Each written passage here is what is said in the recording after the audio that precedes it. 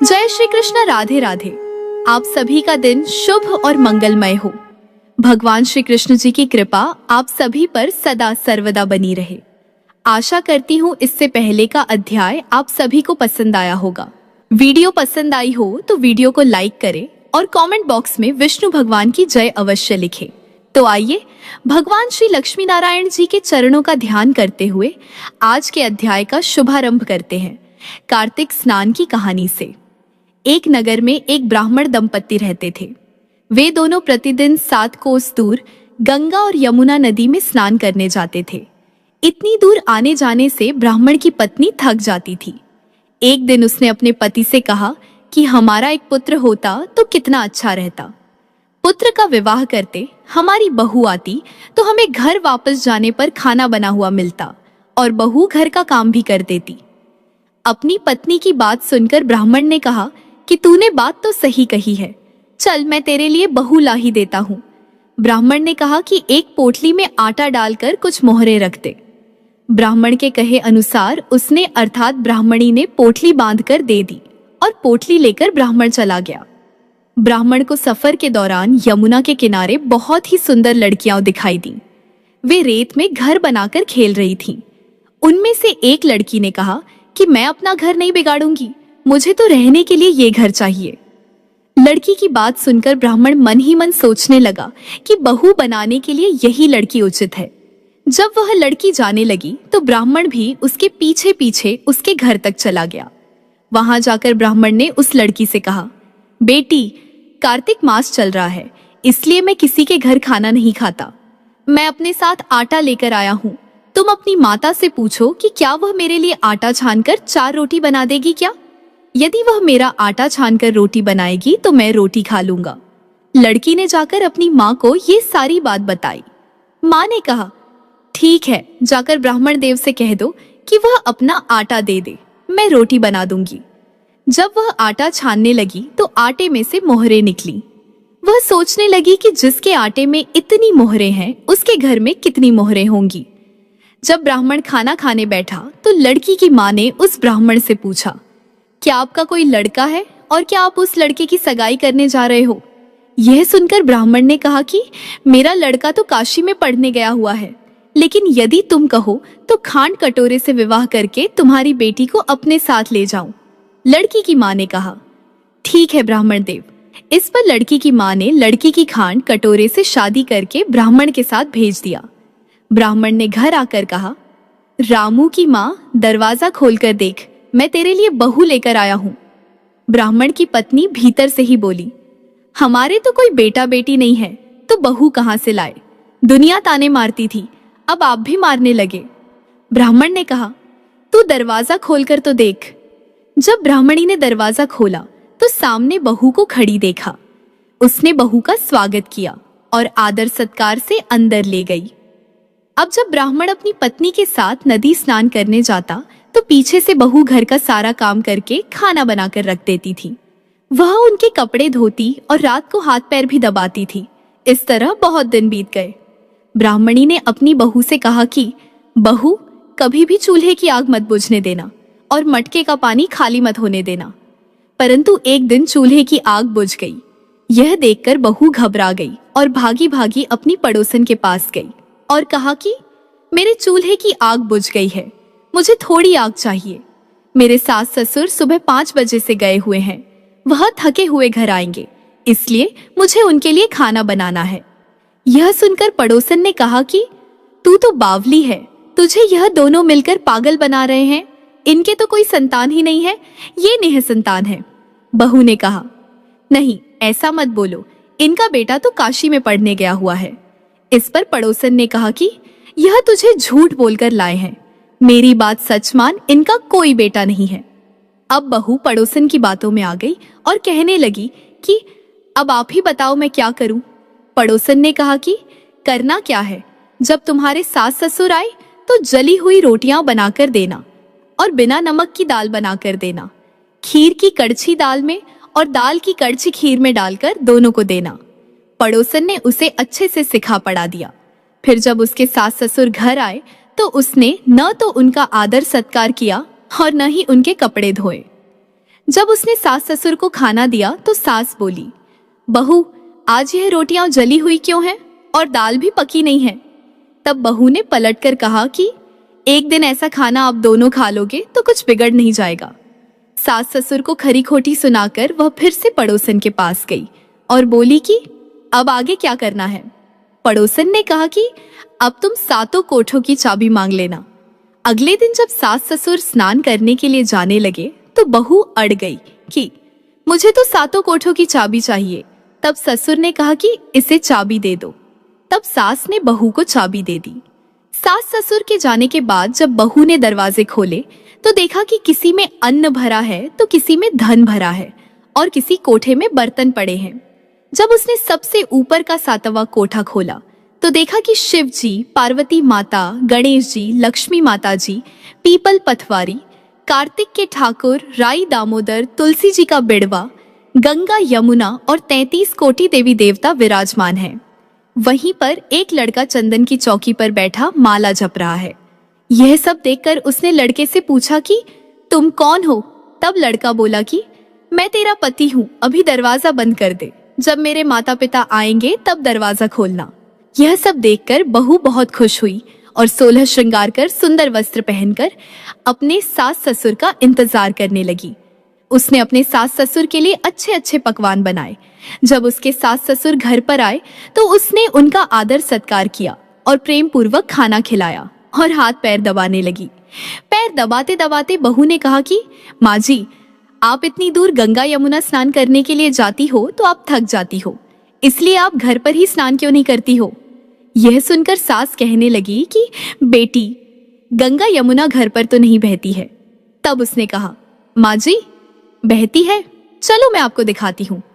जब बहू ने 7वां कोठा खोलकर दिखाया तो उसकी सास देखती है कि उसमें शिव जी, पार्वती जी, गणेश जी, लक्ष्मी जी, पीपल पथवारी, कार्तिक के ठाकुर, राई दामोदर, तुलसी जी का बिड़वा, गंगा यमुना बह रही है और 33 कोटि देवी देवता विराजमान है। वहीं चौकी पर बैठा एक लड़का माला जप रहा है। ब्राह्मणी ने उसे देखकर कहा कि बेटा, तू कौन है। लड़का बोला, माँ, मैं तेरा बेटा हूँ। तब ब्राह्मणी ने पूछा कि तू कहाँ से आया है। लड़के ने जवाब दिया कि मुझे कार्तिक देव ने भेजा है। माँ ने कहा, बेटा, यह संसार कैसे मानेगा कि तू मेरा बेटा है। माँ ने कुछ विद्वान पंडितों से मदद मांगी। पंडितों ने कहा, इस बार बहू बेटा खड़े हो जाए और उस बार माँ खड़ी हो जाए।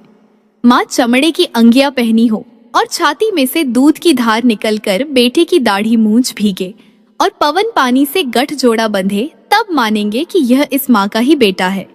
तब ब्राह्मणी ने वैसा ही किया। चमड़े की अंगिया फट गई और छाती में से दूध की धार निकलने लगी, जिससे बेटे की दाढ़ी मूंछ भीग गई। पवन पानी से बहू बेटे का गठजोड़ बंध गया। यह सब देखकर ब्राह्मण और उसकी पत्नी की खुशी का ठिकाना न रहा। हे कार्तिक के ठाकुर, जैसे ब्राह्मण और ब्राह्मणी को बहू बेटा दिया, वैसे ही कार्तिक मास की कथा कहने, सुनने और हुंकारा भरने वाले सब पर कृपा करना। एक बार प्रेम से बोलिए, विष्णु भगवान की जय। कार्तिक मास में पीपल पथवारी की कहानी नित्य नियम से कही और सुनी जाती है। स्नान और पूजा करने के बाद पीपल पथवारी की कथा सुनने से अपार पुण्य मिलता है। कार्तिक मास में स्नान, ध्यान और पूजा पाठ का विशेष महत्व होता है। आज कार्तिक मास का दूसरा दिन है। आज के दिन इस कथा को सुनने से सभी पापों का नाश होता है और भगवान विष्णु की कृपा प्राप्त होती है। किसी गांव में एक गुजरी रहा करती थी। वो दूध दही बेचकर अपने परिवार का पालन पोषण करती थी। एक दिन उसने अपनी बहू को बुलाकर कहा कि बहू जा, आज तू यह दूध दही बेच कर आ। बहू दूध दही बेचने गई तो रास्ते में उसने देखा कि कार्तिक मास में महिलाएं पीपल सींचने आई हुई हैं। वो उन्हें देखकर बैठ गई और उन महिलाओं से पूछने लगी कि तुम लोग यह क्या कर रही हो। उन औरतों ने कहा कि हम पीपल महादेव की पथवारी सींच रहे हैं। बहू ने फिर पूछा कि अच्छा, ऐसा करने से क्या होता है। तब औरतों ने बताया कि ऐसा करने से अन्न धन की प्राप्ति होती है। अगर किसी का पति वर्षों से बिछड़ा हुआ है तब वह मिल जाता है। औरतों की सारी बात सुनकर वह गुजरी की बहू बोली कि तुम तो पानी से सींच रही हो, मैं तो दूध दही से सींचूंगी। अब गुजरी की बहू हर रोज आती और सारे दूध दही से पीपल की पथवारी को सींच जाती। उसकी सास उससे वापस लौटने पर हर रोज पैसों के बारे में पूछती तो बहू कह देती थी कि माँ जी, कार्तिक का महीना समाप्त होने दो, तब मैं सारे पैसे लाकर दे दूंगी। कार्तिक का महीना पूरा होने पर पूर्णिमा आ गई। तब वह गुजरी की बहू पीपल की पथवारी के पास धरना देकर बैठ गई। पीपल ने उससे पूछा कि तू यहाँ पर क्यों बैठी हुई है? तब गुजरी की बहू बोली कि मेरी सास दूध दही के पैसे आज मांगने वाली है, लेकिन मैंने तो पूरे महीने पीपल के पेड़ को दूध और दही से सींचा है, इसलिए अब मुझे पैसे चाहिए। पीपल ने कहा, मेरे पास पैसे नहीं है, यह भाटे, डंडे, पत्ते और पान पड़े हैं, यह सब ले जा और गुल्लक में ले जाकर रख देना। बहू घर पहुंची और उसने वैसा ही किया जैसे पीपल देव ने कहा था। घर जाने पर सास ने पूछा कि बहू बता, पैसे लाई या नहीं? बहू कहने लगी, माँ जी लाई हूं और मैंने गुल्लक में रख भी दिए हैं। सास ने गुल्लक खोलकर देखा तो उसकी आंखें खुली की खुली रह गईं। गुल्लक में हीरे मोती जगमगा रहे थे। सारे सूखे पत्ते धन में बदल गए थे, जिन्हें देखकर सास कहने लगी, अरे बहू, इतना धन कहाँ से लाई है? बहू सीधी सादी थी। उसने अपनी सास को सारी बातें सच सच बता दी कि उसने तो दूध दही से पीपल की पथवारी सींच दी थी और पैसे मांगने पर पीपल ने पत्ते, डंडे और भाटे दे दिए थे और वह गुल्लक में रखने से हीरे मोती बन गए। अब बहू की बात सुनकर सास बोली कि बहू, तब तो मैं भी पीपल की पथवारी सींचने जाऊंगी। अब सास दूध दही तो बेच आती, उसके बाद दूध दही की हांडी धोकर पीपल की पथवारी में रखाती थी। घर आकर वह अपनी बहू से कहती कि बहू चल, तू मुझसे पैसे मांग। बहू कहती कि माँ जी, कभी बहू भी सास से पैसे मांगती है क्या? फिर सास के बार बार कहने पर आखिरकार बहू ने सास को पैसे लाने के लिए कहा तो सास एक दिन पीपल के पास धरना देकर बैठ गई। पीपल ने सास को भाटे, पत्ते, डंडे और पान दे दिए और सास ने घर आकर गुल्लक में वह सब ले जाकर रख दिए। सास के कहने पर बहू ने गुल्लक फोड़ी तो देखा कि उसमें तो कीड़े मकोड़े चल रहे थे। बहू ने सास से पूछा कि माँ जी, यह सब क्या है? सास कीड़ों को देखकर गांव की महिलाओं से बोली कि पीपल पथवारी ने मेरी बहू को धन दिया, लेकिन मुझे कीड़े क्यों दिए? इस पर सभी औरतें बोलीं कि तुम्हारी बहू ने सब कुछ सच्चे मन से किया था, लेकिन तुमने धन के लालच में आकर यह सब किया।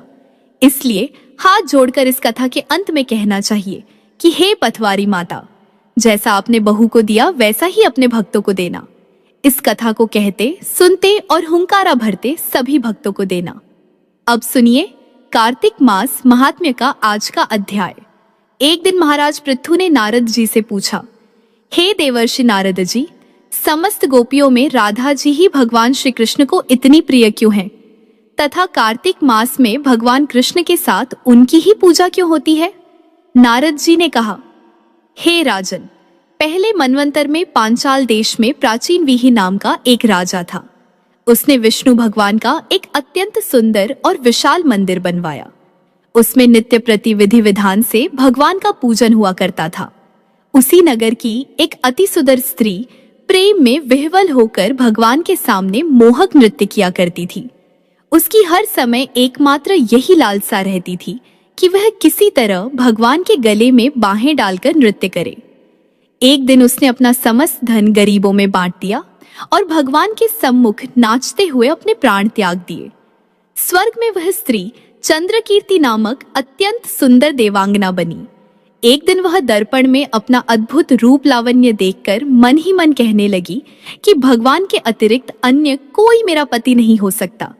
ऐसा विचार करके वह भगवान की छवि मन में धारण कर नृत्य करने लगी। कुछ समय बाद दैत्यों के आतंक से दुखी होकर समस्त देवता ब्रह्मा जी की शरण में गए। तब ब्रह्मा जी ने भगवान विष्णु के कृष्णावतार लेने का संपूर्ण वृत्तांत देवताओं को सुनाया और साथ ही उनको आज्ञा दी कि देवता ग्वाल बाल एवं देवांगनाएं गोपियों के रूप में जन्म लेकर भगवान की सेवा करें। देवांगना चंद्रकीर्ति ब्रह्मा जी से प्रार्थना करती हुई बोली, हे पितामह, भगवान स्वयं मेरे साथ नाचे, मेरा पूर्व जन्म का यह मनोरथ पूर्ण करने की कृपा कीजिए। तब ब्रह्मा जी ने वरदान देते हुए कहा, तुम नंदग्राम में वृषभान गोप के यहाँ राधा नाम से जन्म लेकर समस्त ब्रज गोपिकाओं से अधिक भगवान को प्रिय होगी। उस समय भगवान तुम्हें अपने प्राणों से भी अधिक प्रिय समझेंगे तथा रासोत्सव में तुम उनके साथ नृत्य करोगी। इस प्रकार तुम्हारा मनोरथ पूर्ण होगा। ब्रह्मा जी के वरदान को पूर्ण करने के लिए श्री कृष्ण अवतार में भगवान ने राधा जी के साथ रासोत्सव में नृत्य किया और उन्हें अपने प्राणों से भी अधिक प्रिय माना। बोलो श्री राधा रानी की जय। महाराज पृथु ने नारद जी से पूछा, हे देवर्षि, यम पंचक काल में दीपदान का क्या महत्व और विधान है, कृपा करके मुझे बतलाइए। तब नारद जी ने कहा, हे राजन, कार्तिक मास के कृष्ण पक्ष की त्रयोदशी से शुक्ल पक्ष की द्वितीया तक के 5 दिन यम पंचक कहलाते हैं। इन दिनों में धनतेरस की रात्रि को यमराज के निमित्त दीपक जलाने से यमराज प्रसन्न होते हैं और अकाल मृत्यु आदि नहीं होती। इसके अगले दिन कार्तिक कृष्ण चतुर्दशी को नरक चतुर्दशी भी कहते हैं। इस दिन तिल का तेल, अपामार्ग तथा दूर्वा आदि लगाकर स्नान करना चाहिए। स्नान के बाद दक्षिण की ओर मुंह करके अपसव्य होकर जल में तिल मिलावे और 3-3 अंजुलि से यमाय, धर्मराजाय, मृत्युवे, अंतकाय, कालाय, सर्वभूतक्षाय, औदुंबराय, दघनाय, परमेष्ठिने, वृकोदराय, चित्राय, चित्रगुप्ताय इन नामों से यमराज को तर्पण करे। फिर सायंकाल ब्रह्मा, विष्णु, शिव तथा दुर्गा के मंदिरों में तथा वृक्ष, सभा, गौशाला, बगीचा, नदी, तालाब, कुआं, बावड़ी, गली, चौरास्ता, खेत, श्मशान आदि में दीपक जलावे और रात्रि को श्री लक्ष्मी जी की पूजा करे। यदि शस्त्र से किसी की मृत्यु हुई हो तो उसके निमित्त भी चतुर्दशी को दीपदान करना चाहिए। इससे अक्षय पुण्य फल प्राप्त होता है। इसके बाद कन्या, ब्रह्मचारी तथा तपस्वियों को भोजन करावे। इससे यमलोक न जाकर शिवलोक की प्राप्ति होती है। कार्तिक की अमावस्या अर्थात दीपावली के दिन भी स्नानादि से निवृत्त होकर पितरों का पूजन व श्राद्ध करके ब्राह्मणों को भोजन करावे। फिर सायंकाल घर, तुलसी के समीप, देवस्थान, श्मशान, नदी, पर्वत, चौरास्ता तथा गौशाला में दीपक जलावे। तत्पश्चात लक्ष्मी जी की स्तुति करके उनको जगावे। जिस प्रकार पतिव्रता स्त्री अपने पति से पहले जागती है, उसी प्रकार लक्ष्मी जी भी भगवान से 12 दिन पहले जागती है। अमावस्या को दिन में बालक, वृद्ध तथा रोगियों को छोड़कर अन्य कोई भोजन न करे। सायंकाल लक्ष्मी जी का पूजन करने के बाद ही भोजन करे। घर को फूलमाला आदि से सजाकर सारे घर में दीपमाला करे। घर के सभी स्त्री पुरुष नवीन वस्त्र धारण करे और समस्त रात्रि लक्ष्मी जी के समक्ष नृत्य, गीतादि करके हर्षोल्लास से व्यतीत करे। घर में समस्त रात्रि दीपक जलाना चाहिए। उस रात्रि को लक्ष्मी जी सब घरों में घूमती है और जो घर अधिक सुंदर तथा रमणीक होता है उसमें दीर्घकाल तक निवास करती है। एक प्रहर रात्रि शेष रहने पर दारिद्र्य रूप अर्थात घर का कूड़ा करकट सूप या पुराने पंखे पर रखकर बाहर फेंक देना चाहिए। ऐसा करने से वह घर धन्य धान्य से परिपूर्ण रहता है। दीपावली के अगले दिन गोबर का गोवर्धन बनाकर बंधु बांधवों सहित गोवर्धन पूजन करे तथा ब्राह्मणों को भोजन करावे। स्वयं भी नवीन अन्न का भोजन करे। भगवान श्री कृष्ण ने इंद्र का मान मर्दन करके गोवर्धन पर्वत की पूजा इसी दिन की थी। सायंकाल के समय गौ तथा वृषभ अर्थात बैल की पूजा करे तथा अपने परिवार के भरण पोषण व रक्षा के लिए उनसे प्रार्थना करे। इसी दिन सायंकाल के समय बलि तथा उसकी पत्नी विंध्यावली की मूर्ति बनाकर पूजन तथा दानादि क्रियाएं करने से परिवार सुखी तथा समृद्ध रहता है। इसके आगे का वृतांत आप सभी आने वाले अध्याय में सुनिएगा। अब आइए सुनते हैं कार्तिक मास में नित्य नियम से सुनी जाने वाली श्री शालिग्राम जी की पुण्य फल प्रदान करने वाली सच्ची कथा। एक कसाई था, सदना। वह बहुत ईमानदार था। वो भगवान के नाम और कीर्तन में मस्त रहता था। यहाँ तक कि मांस को काटते बेचते हुए भी वह भगवान नाम गुनगुनाता रहता था। एक दिन वह अपनी ही धुन में अर्थात भगवान के नाम को जपते हुए कहीं जा रहा था कि उसके पैर से एक पत्थर टकराया। वह रुक गया और उसने देखा एक काले रंग के गोल पत्थर से उसका पैर टकरा गया है। उसने वह पत्थर उठा लिया और अपनी जेब में रख लिया, यह सोचकर कि यह मांस तोलने के काम आएगा।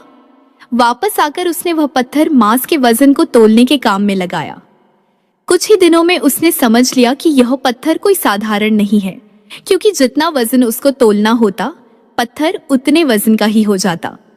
धीरे धीरे यह बात फैलने लगी कि सदना कसाई के पास वजन करने वाला पत्थर है। वह जितना चाहता है पत्थर उतना ही तोल देता है। अगर किसी को 1 किलो मांस देना होता तो तराजू में उस पत्थर को एक तरफ डालने पर दूसरी ओर 1 किलो का ही मांस तुलता। अगर किसी को 2 किलो चाहिए होता तो वह पत्थर 2 किलो के भार जितना भारी हो जाता। इस चमत्कार के कारण उसके यहाँ लोगों की भीड़ जुटने लगी। भीड़ जुटने के साथ ही सदना के दुकान की बिक्री बढ़ गई। यह बात एक ब्राह्मण तक भी पहुंची। हालांकि वह ऐसी अशुद्ध जगह पर नहीं जाना चाहते थे जहां मांस कटता हो व बिकता हो, किंतु चमत्कारिक पत्थर को देखने की उत्सुकता उसे सदना की दुकान तक खींच लाई। दूर से खड़ा वह सदना कसाई को मांस तोलते देखने लगा।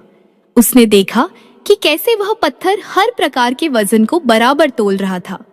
ध्यान से देखने पर उसके शरीर के रोने खड़े हो गए। भीड़ के छटने अर्थात कम होने के बाद ब्राह्मण सदना कसाई के पास गया। ब्राह्मण को अपनी दुकान में आया देखकर सदना कसाई प्रसन्न भी हुआ और आश्चर्यचकित भी।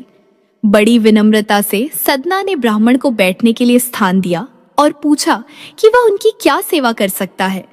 ब्राह्मण बोले, तुम्हारे इस चमत्कारिक पत्थर को देखने के लिए ही मैं तुम्हारी दुकान पर आया हूँ, या यूं कहूं कि ये चमत्कारी पत्थर ही मुझे खींचकर तुम्हारी दुकान पर ले आया है। बातों ही बातों में उन्होंने सदना कसाई को बताया कि जिसे पत्थर समझकर वो मांस तोल रहा है, वास्तव में वो शालिग्राम जी हैं, जो कि भगवान का स्वरूप होता है। शालिग्राम जी को इस तरह गले कटे मांस के बीच में रखना और उनसे मांस तोलना बहुत बड़ा पाप है। सदना बड़ी ही सरल प्रवृत्ति का भक्त था। ब्राह्मण की बात सुनकर उसे लगा कि अनजाने में मैं तो बहुत बड़ा पाप कर रहा हूँ।